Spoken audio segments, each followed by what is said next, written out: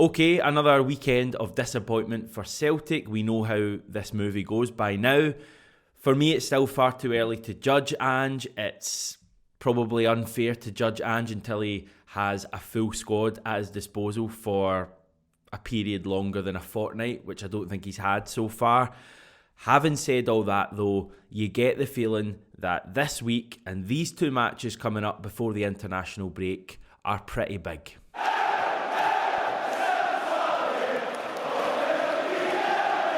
We did the reaction last night from Babbity Bousters in the Merchant City in Glasgow. It was a pretty interesting video, I thought. Certainly a bit of passion on show, a lot of it from Stevie. Had to try and calm him down before the video because, believe it or not, he was even more frustrated than when we got into it. But he's a guy that cares about Celtic, and I thought that came across in his part of the video anyway. Check that out if you've not done so yet. Today's video is going to be slightly different.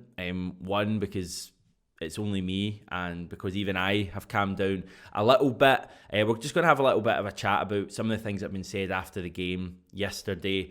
An injury update, which will probably take about 18 hours for me to go through all of the players that are currently missing, although there is some good news there. Some comments from Ange, a look at our Europa League opponents and how they got on at the weekend, of course, specifically Bayer Leverkusen we face on Thursday night. So there's plenty to get through. We will start with what is now practically a daily injury update. There was a couple of other fresh injuries to add on to the pile during the game against Dundee United yesterday. The most concerning one was Josip Juranovic. Now, Ange says that he felt his hamstring during the first half. I think about half an hour into the game. He's having a scan and will probably miss Thursday night against Leverkusen. So not ideal news. Anthony Ralston, I think, also got a bit of a knock late on in the second half. He says he's, quote, feeling fine and is not going to miss any football, it seems. He's going to be in the squad for the game on Thursday night, which is great news. On top of that, Georgios Giakoumakis' scan went well, much better than Celtic were actually expecting. He's back in training as of this week and is confident that he'll be able to face Aberdeen if he gets a good week under his belt. So fingers crossed there. We certainly could do with another option up front, let's just say. James McCarthy took a bit of a bad tackle. In fact, a bit of a bad tackle is probably an understatement. We actually don't think mentioned this on the video yesterday, other than the fact that the guy Fuchs had been booked. I thought he had a good game for Dundee United, but that's beside the point. Really bad tackle on James McCarthy in the first half.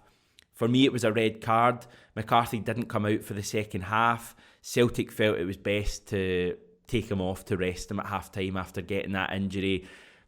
Nothing else really said there, so it seems like he'll be in the squad again for Thursday night, which I would say is probably a good thing. Ange has clearly been watching the channel because he came away with a line I said earlier in the week. He says basically we just need to get through until the international break. I think that's actually a direct quote from him. Ange says Giakoumakis, McGregor and Kyogo should all be available by the start of the next kind of period of play after the international break. James Forrest, Mikey Johnson will come back at that stage as well to help Celtic. No mention of Chris Hughlian, so he's perhaps a little bit of a kind of slightly longer term one in terms of when he's going to be back. But that's promising. It's what I've been saying for a while. We need to get through this period. Things will be better when you get Kyogo back in the team. You get McGregor back in that team. The likes of, Julian when he comes back, James Forrest, Giakoumakis, the top scorer in the Eredivisie last season. These are going to be important players that are coming back to Celtic, and we will be better. The worry is how much worse are things going to get before they get better and before these players come back. And by that, I'm talking about the two games we've got coming up this week. Now, Thursday night against Leverkusen, you could argue there's not a great deal of expectation that Celtic will go and beat Leverkusen. I don't think many Celtic fans are looking at that fixture and going, yeah, we'll go and beat the second best team in Germany the way we're playing at the moment. That doesn't mean there's no pressure on Celtic. Of course there's pressure on us, but it's a home game. We lost the first match in the Europa League, so we really could do with, at the very least, getting a point from this match. But I don't think too many people are going to be foaming at the mouth if we lose on Thursday night to Leverkusen, providing we put up a good showing. If it goes really badly though, and it could, let's face it, against a really, really good side, then it's not going to help Ange's cause at all. And then on Sunday against Aberdeen, by far the biggest game of the week. They're struggling like mad. We're struggling like mad. Both teams can't buy a win at the moment. So it seems like we're destined for a draw in that game. But a draw wouldn't be good enough for Celtic. We have to go to Pittodrie on Sunday and win. Even if we're missing Kyogo McGregor, Forrest Julian, Giacomakis, all of these players, we still need to go to Pittodrie and win that game. Any calls for Ange to be sacked this week, next week if this week doesn't go to plan, are completely ludicrous, as are any claims that the league is over. Here's the league table, by the way. But we are already approaching a pretty critical stage in Celtic's season where I kind of feel like things are either going to get better quite quickly or they're going to deteriorate further. And I don't feel like there's going to be much of a middle ground there. I think the team are either going to fight back like mad in what is a really tough lot of fixtures coming up. Leverkusen, Aberdeen, Motherwell. I think we've got Hibs away coming up, even St Johnstone at Celtic Park. These are tough fixtures. The team are either going to respond to this and hit those heights that they did at the start of the season when we were scoring 5 and 6 goals practically every match and knocking Alkmaar out of the Europa League, or it's going to go the other way and things could deteriorate quite quickly. Now, that's not me being, really negative and looking at the situation with the glass half empty. I think it's just being realistic that this is a Celtic team that probably isn't that great. When you look at the players we had on the pitch yesterday, Anthony Ralston has had a bit of a renaissance and I think he deserves a lot of credit for that, but he's still a guy that people didn't want at the club a couple of months ago. Adam Montgomery, who came on as our left back, is a guy who, this time last year no one had really heard of. He hadn't made a first team appearance, I don't think, this time last year. We've got players who look uncertain in the middle of the park. Sorrow, who I actually felt sorry for yesterday, just seemed to crumble under the atmosphere. James McCarthy's really struggling. David Turnbull's really struggling. Albion Ayeti up front is, in my opinion, just not good enough. And on top of that, he's suffering a real loss in confidence.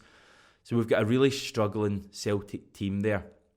Now, a lot of those players I've mentioned, the likes of Ralston, Sorrow, Ayeti, even Montgomery, probably wouldn't be in our best 11s, and they're just getting a chance at the moment because of the amount of injuries we have. So to a degree, a lot of these issues of players not being good enough should be sorted when those key players come back, but we can't afford to wait for these key players to come back. There needs to be a fight back from Celtic this week, and even if it's in a defeat, a spirited defeat to Leverkusen on Thursday night, and then a victory on Sunday at Aberdeen, I think the support will feel that, and I think we'll feel good going into the international break if that was to happen. Euro update, by the way. Bayer Leverkusen got a big win, an impressive win over Mainz, who have been going well on Saturday. A Florian Wirtz goal. He is, I believe, the youngest player ever to reach 10 Bundesliga goals. His goal, which was a good finish, was set up by Jeremy Frimpong, who, judging by the highlights,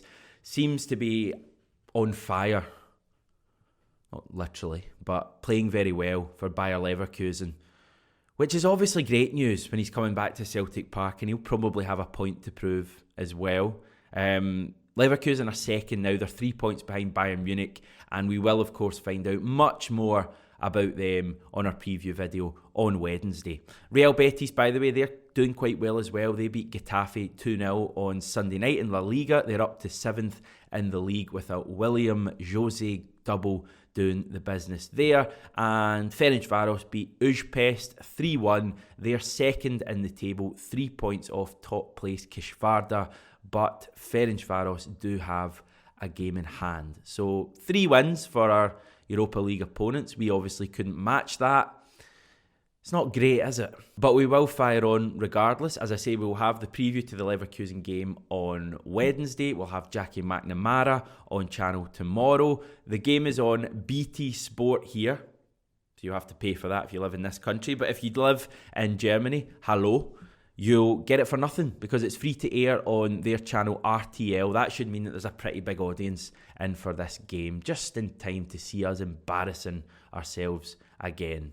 As is often the case, or always the case, you can read much more about a lot of the stories in this video on 67hailhail.com. Check that out, subscribe to the channel, and I'll speak to you tomorrow.